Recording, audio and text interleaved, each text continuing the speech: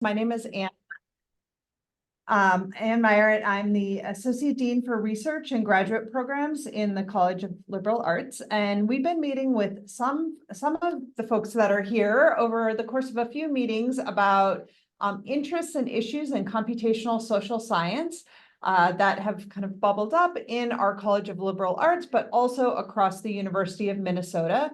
And we started at our last meeting as a group to think about funding mechanisms that might support some of the work that you all had been talking about. And so it was that kind of seeking funding mechanisms that led us to this program for human networks and data science at the National Science Foundation. And so we reached out to Mei Yuan and asked her if we might meet with the program officers for this program to learn a little bit more about what it is. It's a kind of a unique program to my understanding, and how our researchers might participate and might seek funding through this program. So that's what they're here to do for us today, to tell us a little bit about the program, to answer your questions, to have a conversation about what kinds of research might be funded, what kinds of mechanisms. There are two different mechanisms under the program. So you'll hear a bit at the beginning from them about what this program is and what it can do and what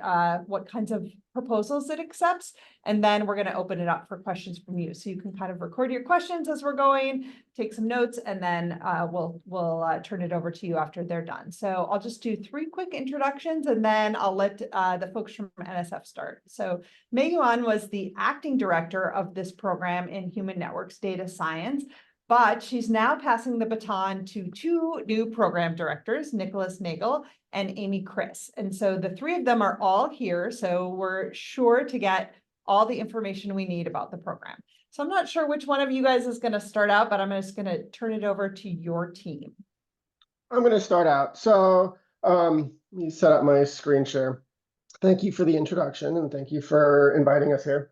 I've got a long slide deck, but I'm not gonna go through all of it. It's part of a larger outreach slide deck we have. But afterwards I'll share it with you all, and yeah, it'll be public. And there's a lot of information here about finding proposals and about writing broader impact statements. So hopefully I won't go through all that, but hopefully you'll find it useful afterwards. Yeah, real quickly, Amy and I started on HNDS back in the middle of August. I'm a geographer by training from the University of Tennessee. Amy is a psychologist. Between us, our Venn diagram has like very little overlap, so I think that's perfect for HNDS. As you see, HNDS is a very interdisciplinary or multidisciplinary program, and it really does kind of straddle all of the social, behavioral, and economic sciences at NSF.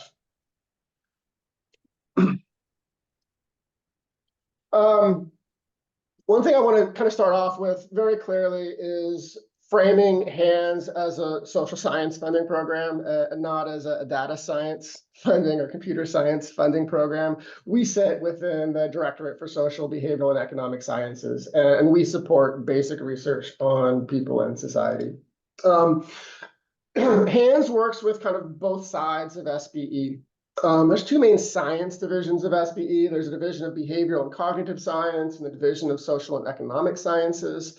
There's also another division that runs some major surveys and another division that kind of specializes in multidisciplinary activities, both within social sciences and cross-directorate. And we'll talk about some of those. But I want to say that HNDS is kind of meant to support network and data science across all of these basic divisions of the social sciences. On the behavioral and cognitive science side, we've got various programs from cognitive neuroscience and psychology and linguistics to geography, human environment, and geographical sciences. HNDS technically sits in the BCS side. Also archaeology and anthropology are over here. It's important, you'll see, I know a lot of questions about how do I submit to HNDS, and things have to go co-review. And these are the programs that people need to submit to when they want to have something co-reviewed by HNDS. I'll talk about that later. On the social and economic sciences side of things, that's where you find economics and political science and sociology. And a few other things that we co-review a lot with, such as science of science and science of organizations, both sit on the SES side of things. But they investigate how we study societies, organizations, and economies. A few other kind of multidisciplinary activities.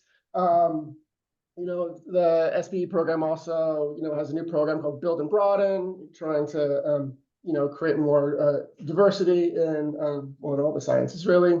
We've got some programs like crises that straddle science and environment and other things for ethics. But when you're looking to submit to hands type research, really you're looking to submitting to one of these programs in either BCS or SES and asking for a co-review with hands. Again, I'll talk about that. I've got some stuff in the slide deck for how to find programs. As I said, you'll have access to this afterwards, but I'll skip it here. Always recommend you get an idea for what types of awards have been previously funded by programs, and you can search hands and find the list of previous awards, of which I should say University of Minnesota has a lot. You have 5 hands awards. NYU has 5 hands awards. I was looking, I don't think there's anyone with more, but you may know that, May. But you have a lot. And so you should have a lot of expertise around campus. 4 of those 5, I believe, are through IPMs. When you look, this is useful, when you look for things that have been funded by hands, when you click on an award on the NSF page, you'll get a page that looks something like this. You can find the topic area and the main program director and how much the award was worth. But I want to draw your attention to something towards the bottom that kind of gives an idea of the NSF programs. There'll be 1 or more programs listed there. And if you've gone through the hand side, all of those will have hands on them, but you'll also see what the other programs are that funded that award. And so that'll give you an idea of kind of where previous awardees have submitted their proposals that eventually ended up being co-reviewed by hands. One thing I encourage everyone is if you're interested in a program, first thing, find out a program that you think matches your area of research, and that would typically be hands and another program. Be sure you reach out to program directors, make sure that you found a good fit for your idea and the program. So that includes reaching out to us at hands, but also reaching out to another program. Sometimes programs have office hours or webinars. Ours are pretty old and we'll be updating them. Or most program officers will be pretty friendly and just willing to set up a meeting with you to talk about your research and make sure it's a good fit. This will kind of give you an idea of how co-review works, which we'll talk about more in detail later. But I think it's helpful to know what happens when you submit a proposal to NSF. So kind of the first thing you do after you submit a proposal is it goes through a compliance check. Make sure that all the required elements are there. Sometimes if the required elements aren't there, it may get returned to the proposer as a return without review. Sometimes PIs pick multiple programs to have review it. If the PI doesn't do that, oftentimes the program officer will do that. We'll look for potential co-reviews with things that have been submitted to our programs and identify, are there collaborations with other programs in NSF that we want to take advantage of. After identifying potential co-reviews,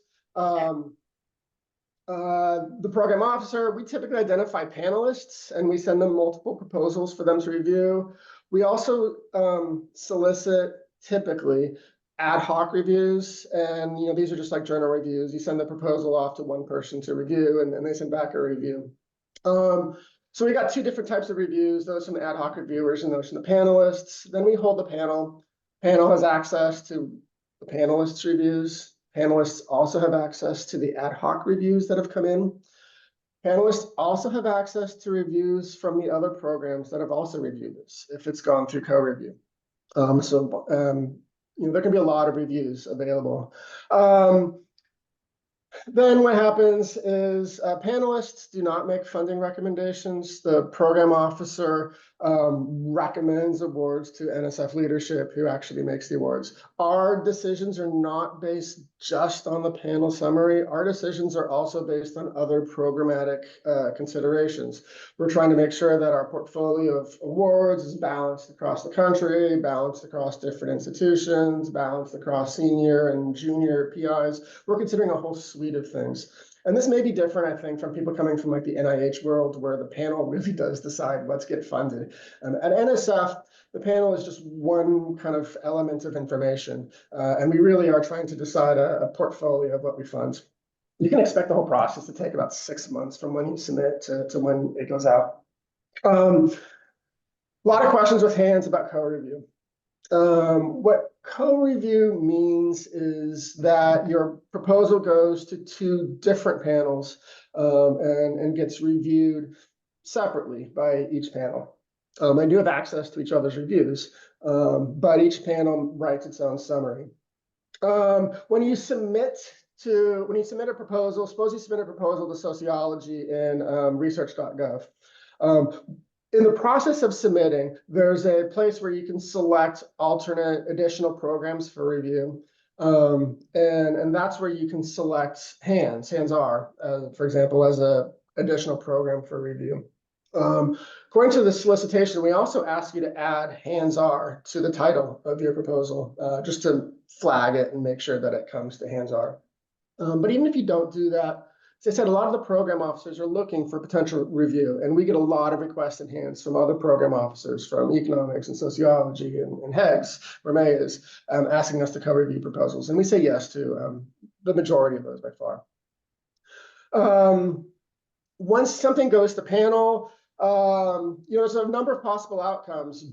Both programs can choose to fund the award. Neither program can choose to fund the award, or one program can choose to fund the award.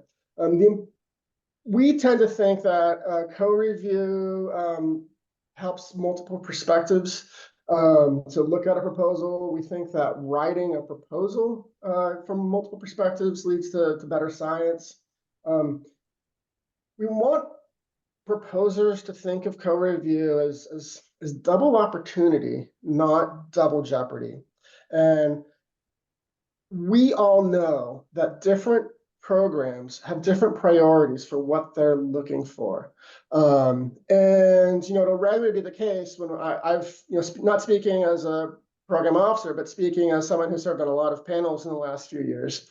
Oftentimes I'm in a panel and, someone will say, oh, well, that review was really negative. And someone will say, well, that's because they're thinking about this from that program's priorities, not from this program's priorities. And so don't think of co-review as, oh, that's 2 possible chances for someone to shut down my proposal. That's not at all how it works. It really is kind of 2 chances for someone to like your proposal. And so it really does, I think, lead to better science. And I think from the hands perspective, our program definitely does, I think, privilege multidisciplinary team science in a ways that maybe some of the other more discipline-specific programs might not.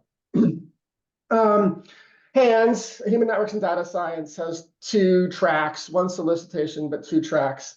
There's HANDS Infrastructure, which funds the development of data resources, software, and analytic methods. And then there's HANDS Research, HANDS Core Research, which advances theory or modeling in a core social behavior and economic discipline by the application of data and data science methods. HNDS-I first. HNDS-I, development of data resources and analytic techniques. With HNDS-I, we're really looking to fund the production of a finished product that will enable data-intensive research in the social sciences. And this is why IPMS has done so well with HNDS-I, because we're looking to fund things that support the entire social science community, and oftentimes beyond the social science community. HNDS-I has a lot of supplementary documents. You need a technical plan, you need a sustainability plan. Make sure you pay attention to those and submit those. Those are documents that are specific to the HNDS-I call. Panelists from HNDS-I are typically a selection of data scientists and network scientists across all the social sciences. We also sometimes draw panelists from computer science and information science, and sometimes we draw panelists from industry and nonprofits. So these are not, disciplinary experts. These are people from all across the social sciences. So when something comes into HNDS-I, our panelists are this broad pool. We do rely heavily on our ad hocs reviewers for kind of that disciplinary expertise when something comes into HNDS-I. Because we don't always, we don't necessarily have a sociologist who's an expert in that particular thing that you've just submitted from sociology when it comes into HNDS-I. So we really rely heavily on our ad hocs and also on our hopefully co-reviews to kind of provide that disciplinary expertise. But we've got this kind of broad expert panel in data science and network science available to us. HNDS-I proposals are typically in the $750,000 to $800,000 range. Sometimes more. When it's more, it's usually because co-review, another program can contribute. That's another benefit of co-review is sometimes if you can justify being supported by multiple programs, it does allow you to think bigger and broader. But HNDS-I typically proposals are around 750 to 800. HNDS-R. The purpose of HNDS research is to advance theory and modeling in a core SBE science. HNDS-R is co-review only. We are almost always the secondary program. Technically, we can receive proposals, but that is very rarely done. So when you submit a proposal to HNDS-R, you identify a primary program from that list of SBE programs. It'll get reviewed by that program, but also select HNDS-R as a co-reviewer, and then it'll also automatically go to co-review and also show up in our panel. The HNDS-R, we do not usually, because we're a secondary program, we do not usually send our proposals out for ad hoc. The primary program, like if you go to sociology and HNDS-R, sociology will go out for ad hocs that are sociologists. We do not typically do that in HNDS-R. We just construct our panel from that kind of broad base of computational social scientists, data scientists, network scientists, et cetera. HNDS-R panels usually meet pretty late in the season. So HNDS-R usually has access to all of the other panels looking at it ahead of them. And typical budget for something supported by HNDS-R is going to be in the $350,000 to $400,000 range. A few considerations, this is the last thing I'll talk about, a few considerations for crafting a successful HNDS-R proposal. Make sure that you address a theoretical, discipline-specific SBE question that moves away from simplifying assumptions toward more complex, realistic processes and structures. And this language is taken directly from the solicitation. Make sure you address a clearly defined theoretical problem in the SBE sciences and that it makes novel use of data analytics or that models human behavior using network analysis. We in HNDS are particularly interested in supporting convergent research teams. And one thing I want to say, and make sure that proposals are theoretically engaged with at least one of the SBE disciplines. Proposals that are data-driven typically don't do that well in co-review. Proposals that are theoretically motivated are much more likely to be competitive.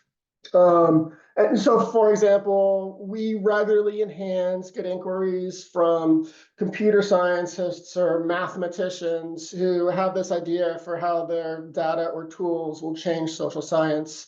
And we always say, make sure that your proposal is motivated by theory, social science theory, and not by data. Absolutely, it should be data intensive to be supported by hands or driven by network science, but it needs to engage with social science. And so, yeah, that's an important consideration, I think, for successful proposals to hands. There's a lot of other NSF fundings for computational social science. I'll mention a few of them here. And there's more, I'm sure. Within the social sciences, there's the methodology, measurement, and statistics section. And when you share this, you'll have links to all of them. They tend to, be more statistics research, but like social science statistics research rather than infrastructure and data science like us, but similar. There's a program over on the education side of NSF right now being run called the Data Science Course, which is funding K-12 and undergrad education in data science. There's some collaborative research between math and bio and engineering and social sciences on computational neuroscience. There's a few things out of the computer science and engineering side for developing workforce in advanced cyber infrastructure, and that obviously kind of bleeds over into computational social science and data science. And then there's also some cyberspace type projects, which often also bleed over into data science and network science. So there's a lot of opportunities, and especially ones on the education and engineering side are much better resourced than anything coming out of the social science side. But they'll have a different kind of pool of reviewers and different programmatic objectives. I'm going to stop there with my screen share and open it up to questions. But I've got other information in here about general tips for writing successful proposals and especially how to think about broader impacts. And you'll get all of that hopefully later today. All right. Thank you, Nicholas. Can we open it up for questions now? Absolutely. Amy or May, we're good for questions? Okay, so that was super helpful. A lot of great tips and information in there. What questions do we have from the group here? I do want to ask a question. Thank you for sharing all of this useful information. I'm just wondering, say, if we submit it to the research program, and so it got reviewed by another main program, and then the application is declined, will that just automatically indicates that just you won't really review it for a second chance or something like that? No, I mean, if another program declines to review it, it'll still most likely go to panel by hands. With co-review, with co-review, the programs are making their decisions independently.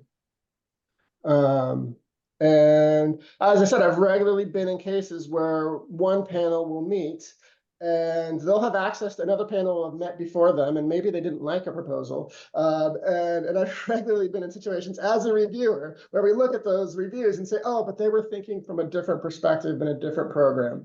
And from this perspective, we like this proposal. I've seen that happen as a reviewer in previous years. So it's regularly the case. The outcomes are both programs can fund, one program can fund, or no program can fund. It's not sequential though. Okay, thank you. And I'll tell you, Hands is definitely looking for different things than other programs. A lot of people who submit to Hands, I think, struggle with how to frame multidisciplinary research and how that may or may not be appreciated by particular programs. But in Hands, we're absolutely looking for convergent science.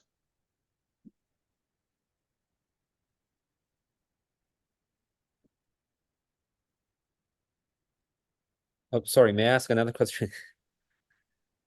Yeah, so suppose we have this just in some sense long-term plan with just collaborative research effort from multiple teams, and we want to work on some theory motivated research, but meanwhile we also want to create, say, data infrastructure data resources and all the tools. So in this situation, does that make sense to really apply both, or actually just we focus on maybe the I version and then just, you know, take maybe the theory part of research as, you know, ancillary component of the main proposal?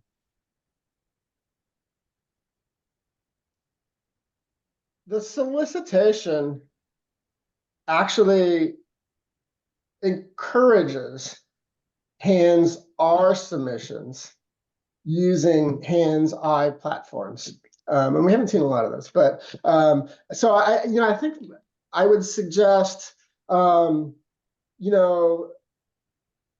well-focused, tightly focused research proposals as just part of, the expertise in writing a good proposal. And thinking about, maybe this proposal fits into a larger research program that is going to have different types of proposals over its life. And some of those proposals are going to be more science-based. Some of those proposals might be more infrastructure-based.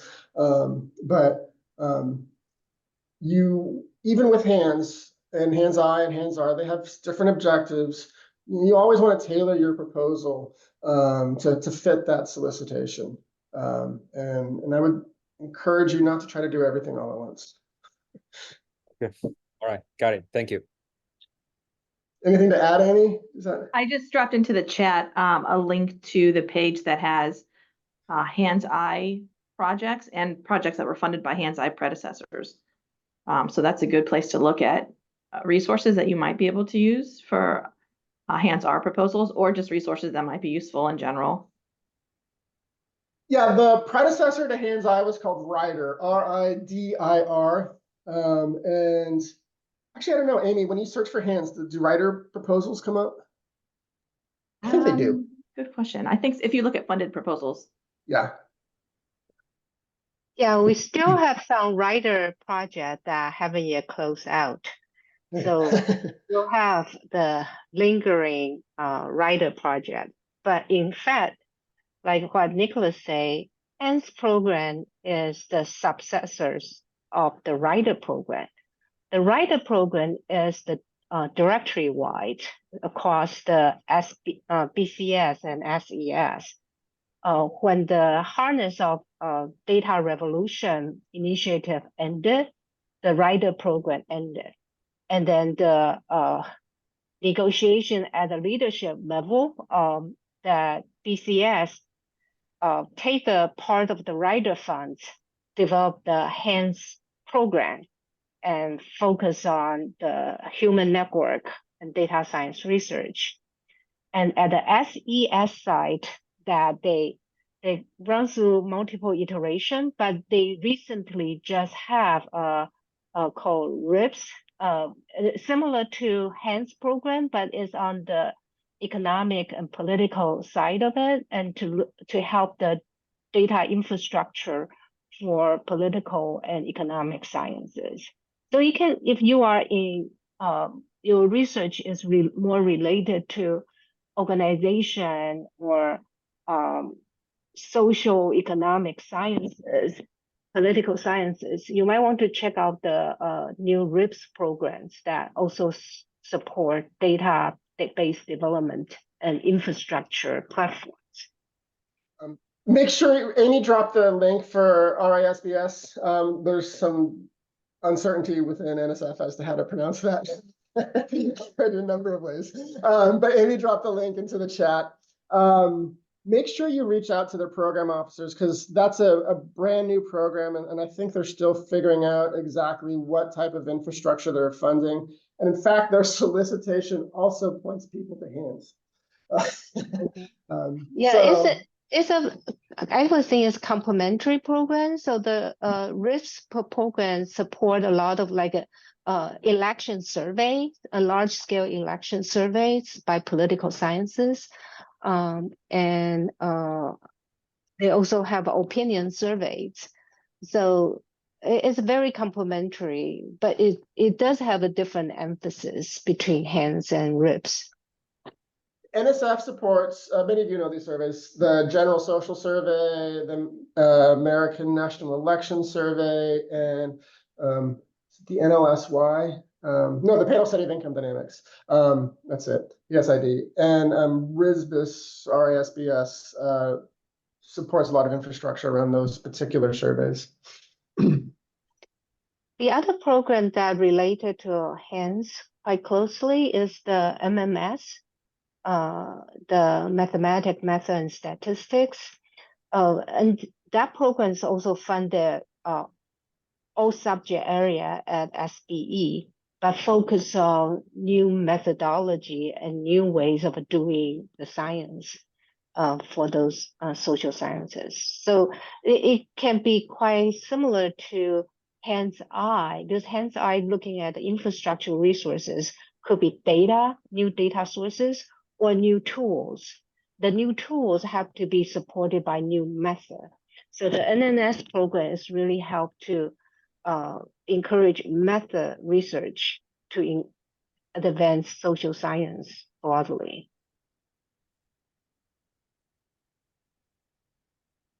Other questions?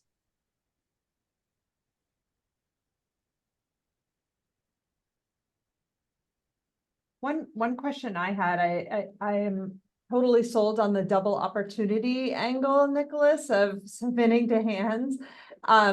But I'm wondering if it also comes with double audiences, two audiences, because it seems like you mentioned it's not infrequent that hands will accept a proposal that would have been pretty much rejected by the program. So to me, that says like, you know, and how would you recommend a PI write their proposal with those potentially two audiences? Well, I So, let yeah, there's a curse of it. Sorry, go on, May. No, you go ahead. I was saying, there's a curse of multidisciplinary science that, it's hard to, it's always hard to pull off because you always feel like you're being reviewed by someone who doesn't appreciate what you're doing.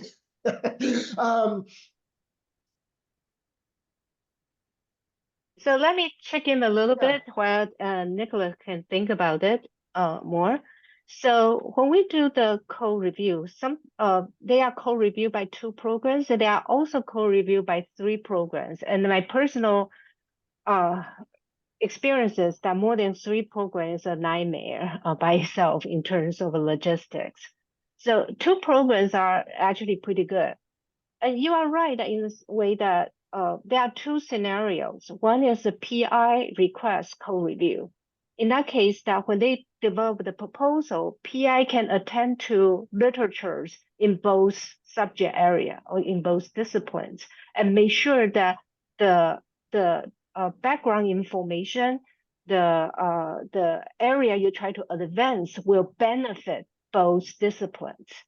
So that's a good scenario, and usually the different panels will see the relevance of their side of the perspective, and then eventually may more likely to have a good outcome. That we also, like Nicholas mentioned, that the PD program director, when we read a proposal, and we found that this proposal actually connected to a different programs, either within SBE or outside SBE. So then we will reach out to program directors who manage that program and ask, would you be interested in co-review? And the program director will read the proposals and to recognize that it is within the scope of their program objective. Then they will agree to co-review.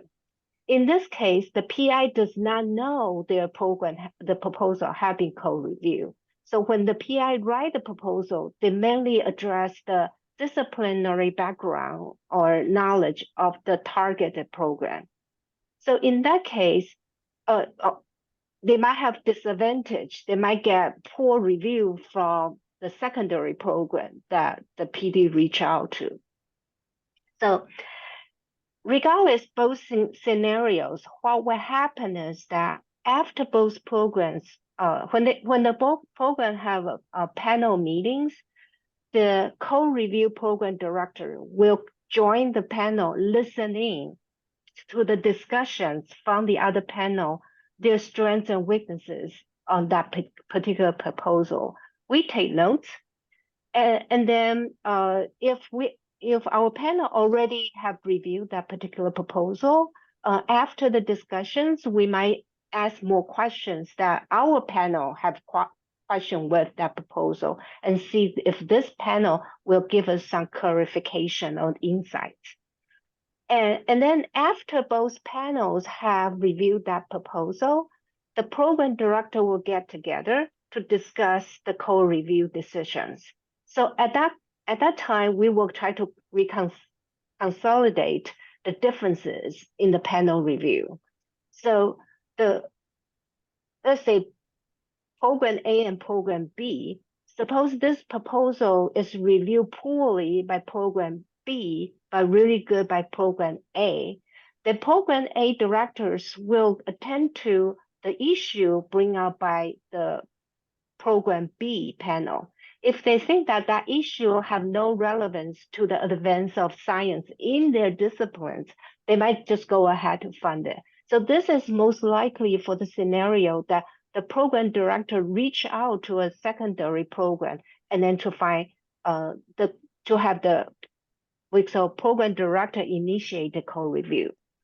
But if the proposal is written for co-review, and in that case that is more eyeball on a proposal, and because you only have 15 pages, you have to cover both disciplines.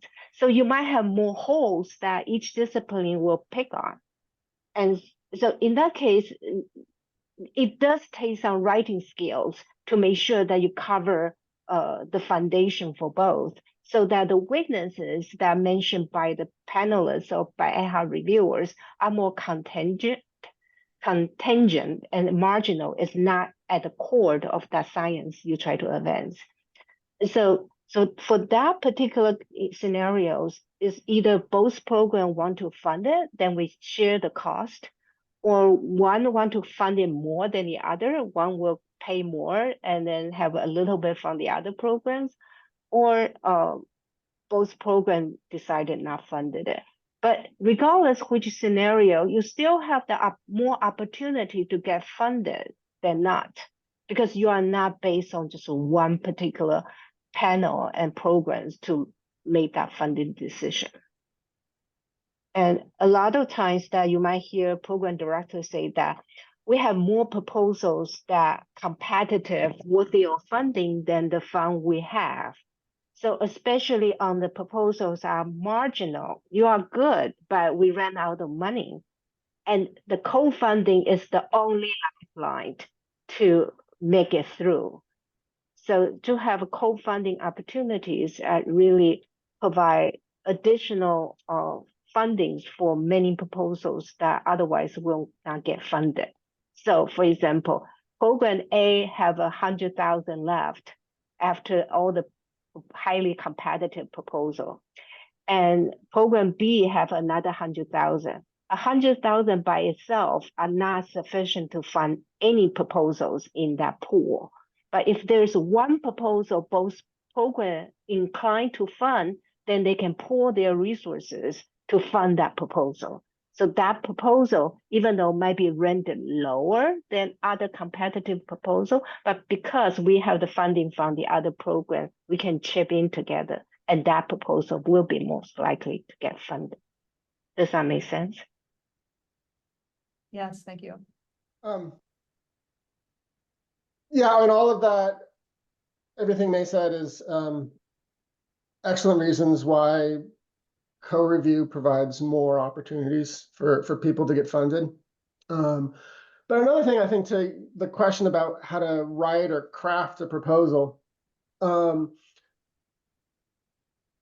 make the mistake of thinking that HNDS is a data science program rather than a social science program. A lot of good proposals are not funded, but a lot of the ones that are not funded by both programs are because they haven't been well connected to the social science questions. And to that regard, I think those social science questions will be valued by both programs. Now, the HANS panel may not have the in-depth knowledge of those particular social science questions, but I think if you realize that you have a fundamental social science question that needs to be addressed, that'll go a long ways toward making sure that it gets reviewed well in both programs. And the other thing that I would suggest that volunteer to be a reviewer and panelist, because the more you review, the more you understand how people will look at a proposal and how you should write a proposal in a way that address the reviewer's concern or attention. And by the way, I see Steve Manson here. He is a master of PI.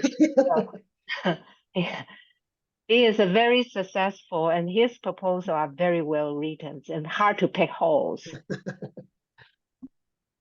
Well, thank you for that, May. I have an excellent team that, the Minnesota Population Center, for all the people on the call, it's a very good team. But, that said, I was on that panel for like 2 years, 3 years, I think, kind of when Trish was the PO. And yeah, I'll say, like, I always like serving on NSF panels because it's, it's something we should all be doing when we're getting NSF money. But that one in particular, I think I can say this with getting in trouble. Nick and May should like bleep me if this is bad. But there were like a ton of proposals in that thing, like 40, 60, I can't remember, some large number. A lot of work gets partitioned up, and I don't know, at least half weren't actually responsive to just the call, right? And like we've all been on panels where people are missing the point, but I feel like there's a higher susceptibility to it with hands, and not because like the call isn't well written. It's just, I think people are clearly throwing stuff into this program and like crossing their fingers. And the ones that were just sort of like, well, almost like quoting verbatim what's in the call and then just saying, we satisfy X, Y, and Z, and X, Y is directly taking the call. Like those are kind of nice. They were signposted, particularly for a group of people who are, I think, really into hands, but because hands isn't necessarily like my area is like geography, I kind of really know what geographers are talking about. It's a little less clear to know what people are talking about in hands because you can be getting proposals from all over the place. The ones that signpost and are responsive, I feel like automatically floated up a bit, right? And so I think you gotta do that in any proposal. You gotta really double down on it with this one, I think, because you don't know who you're talking to as a reviewer. So I'll stop there, but. Yeah, I think that's an important point. Read the program solicitation very, very carefully.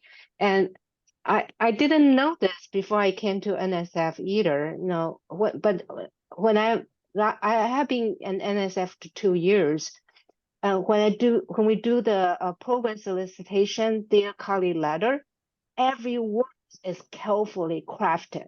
Every word have an intention. Now, why put that word there? So by reading carefully the program solicitation, you probably, if you understand what we are asking for and carefully attend to every single word, you're probably done with half of your proposals. It's just unbelievable, even though like a dear colleague letter could be just 1 or 2 pages, but it will take us months to carefully craft the language there.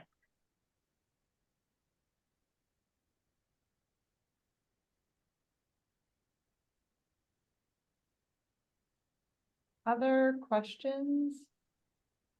Oh, sorry, I have another one. Go for it.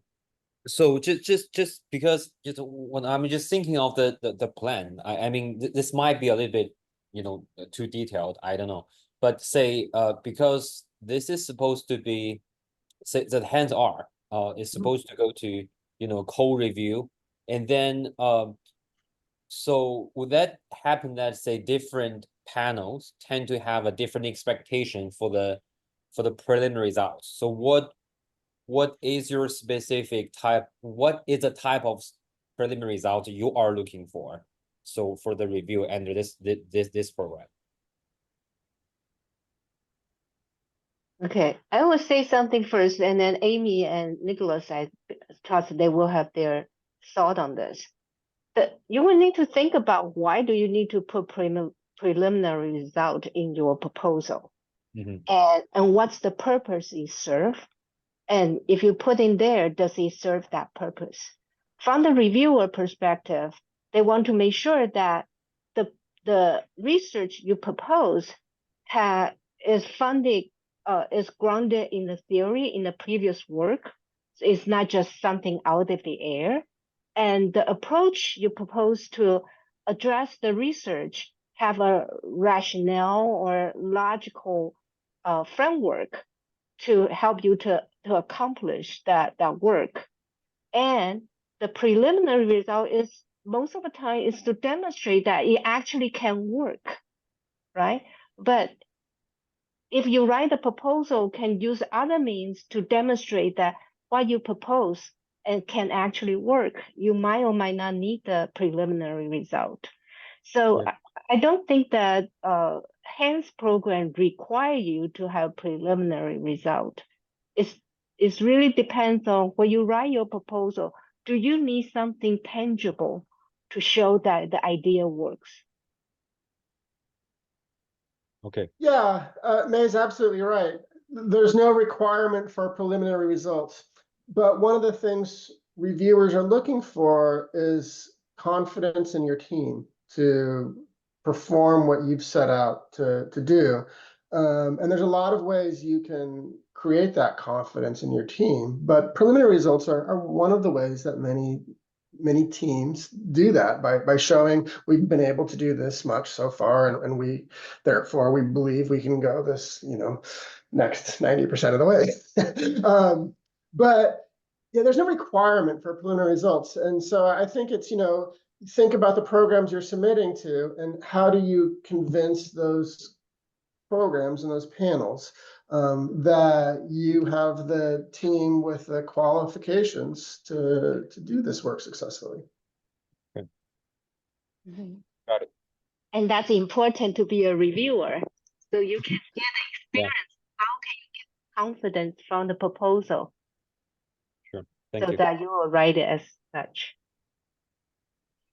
Yeah, I have a couple of thoughts on that as a follow-up. I know we have a handful of pretty junior scholars here, so I'm wondering if confidence in the team often comes with experience. And so maybe I wonder if you see more preliminary results from junior scholars in place of decades of experience and reputation. And then also, Nicholas, you mentioned the program directors trying to balance the awards across region and stage of investigator. And so I'm wondering with these HANDS awards, especially the HNDS-R awards, if you see an imbalance that you're often trying to correct for. Do you see more senior or more junior people applying for them? And how does that landscape look? I don't know that we see an imbalance in HNDS-R. In HNDS-I, I think you have to have a senior team to put together many HNDS-I proposals, and infrastructure doesn't necessarily generate the publications that you might be looking for at earlier career stages. And so, for junior scholars, I think I would steer them towards the HNDS-R route. And I don't know that we have an imbalance in HNDS-R submissions. Okay, so it might be useful that I share my perspective here. It is not like we have a percentage Right. we need Yeah. to fulfill. That's not what we meant by we want to balance. So usually when other factors come into play is when we have competitive proposals laid out. So these are the proposals worthy of funding. And I only have X amount of funds available. So how do I pick and choose which one to recommend? So the first thing we look for is which one we can get additional money from other program, which means co-funding. So the ideal scenario, or the words that we end at, is to fund all the competitive proposal possible. Okay, so first is look for more money. And the second thing is that if I know these are the most money I can get right now, and then I still have a suite of proposal I need to fund, And I probably will not fund all the senior proposal from senior PIs. I probably will, based on the rank and based on other factors. No, senior and junior is just one factors. Other factor will be the topical coverage. I'm just making out this example. If in my portfolio, I already have a lot of climate change proposals, and I probably will be less inclined to fund yet another climate change proposals if there is another proposal ran equally good as the climate change proposal. So down in the end is like we don't want to get the money all to the senior PIs. So if among that pool, a competitive pool that all worthy of funding, and there is one or two junior faculty's proposal there, we might consider that as a high priority for funding than other proposals. So that's what we meant by try to balance is when we get to the final stage, we have more proposals competitive worthy of funding than we have funds to support all of them. And these things we're balancing across, these are intellectual merits and broader impacts. And broader impacts include things like proposals from EPSCoR states, proposals from underrepresented faculty or faculty at various career stages, faculty who are submitting NSF for the first time. These are all broader impacts, and you should call attention to these things in your proposals. So the bottom line is that if your proposal gets funded, it's a miracle. And it's highly, a lot of factors are really not under our control. It's really a miracle. If we didn't get funded, it's not necessary that your proposal is not good, but just within the pool that we are in consideration, there are other factors that get in the way. We believe in miracles, May.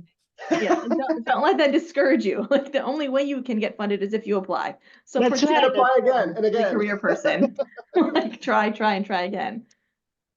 Yes, but I think that a lot of universities use the funding as the one of the measure for faculty research contribution. I think that's quite biased because the funding is so limited.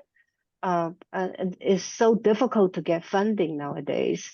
There are a lot of opportunities that should allow faculty to showcase their research productivity, not just based on the funding decisions.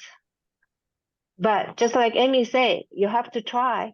If you don't try, you will never have the opportunity.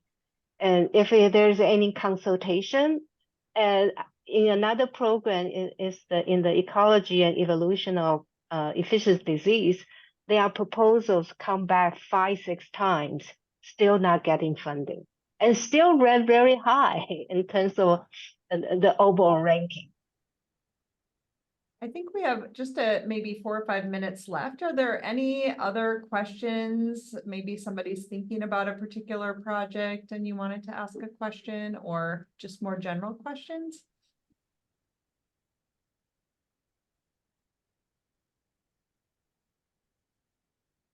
I would also just like to say that I think all or most, or maybe only some programs that reach a certain point in the review process, but NSF will give you feedback on your proposals. So unlike some places where you send in proposals and it goes into a black hole and you have no idea what you could do to improve or how well you fit the program or whatever, I feel like NSF is potentially less a waste of your time because you do get some feedback that you can work with to hopefully shape future resubmissions, hopefully not 5 or 6, maybe only 3 or 4.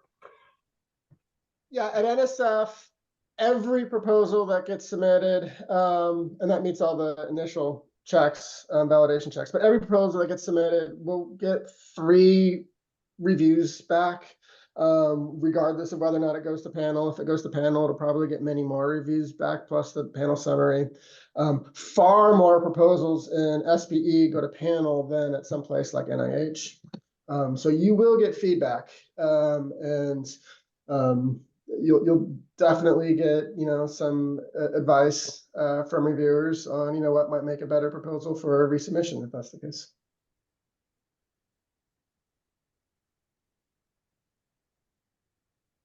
Thank you. Before we end, I also wanted to say to Steve's good point about signposting in your proposal. In CLA, if you're a CLA scholar or are collaborating with one, Chris Opsel, who's on the call, is a master signposter for us. So, and she has looked very carefully at this program and these calls, and we've talked now twice with this set of program officers. So she has a very good handle on that. So please seek out our services if you could use that in helping to write a proposal to the call so that it hits all of those words that will help you get reviewed and hopefully favorably reviewed as well, and making sure you have kind of a theory in the program, theoretical basis in the program, and the things that Nicholas, May, and Amy have been discussing today. So yes, we have Chris put in the chat an intent to submit if you're thinking about submitting a proposal. You could fill out that form and she will reach out to you and help you get started. If nothing else, I want to thank Amy and Nicholas and May for joining us and for this information. You saw at the beginning, Nicholas also said you can always reach out to the program director. So please do that if you have an idea and you want to know, would this be a fit? Would it be fit for co-funding? Who else would you suggest? Those sorts of things. Nicholas? Can I give you more advice? There's an opportunity when you submit an NSF proposal to suggest reviewers. Do so, especially for hands where we are desperate for help in finding the disciplinary experts in whatever you are submitting. We ask that for a reason. Use it. Great. Well, thank you. And thank everybody for joining us. I know people are having to sign off or right at time, but I appreciate it. I hope we see some more Minnesota HNDS-I and HNDS-R proposals coming up. So let us know if we can help. And these three seem ready to help you figure it out as well. So thank you all. Thank you very much. Bye. Have a good day.